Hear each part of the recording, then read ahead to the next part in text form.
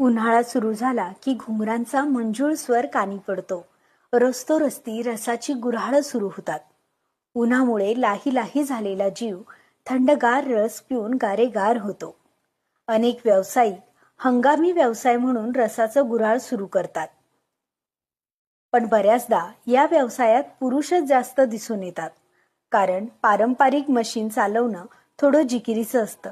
त्यात 4 ते 5 वेळा ऊस टाकल्यानंतर संपूर्ण रस निघतो.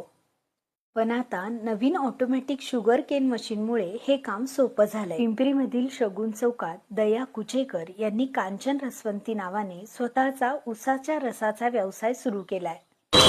मशीन कसं चालवायचं? मशीन एकदम इझी आहे चालवायला. असं म्हणजे हात जाण्याचं टेन्शन नाही, काही नाही. जुन्या मिसनीपेक्षा बेटर आहे चालवायला.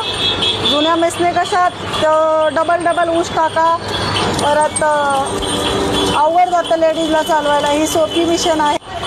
गर्दीचं ठिकाण आहे, त्यामुळे व्यवसायही चांगला होतो आणि मला फायदा पण घरी बसल्यापेक्षा बरा आहे. एका तासाला 500 ग्लास एवढी या मशीनची कॅपॅसिटी आहे.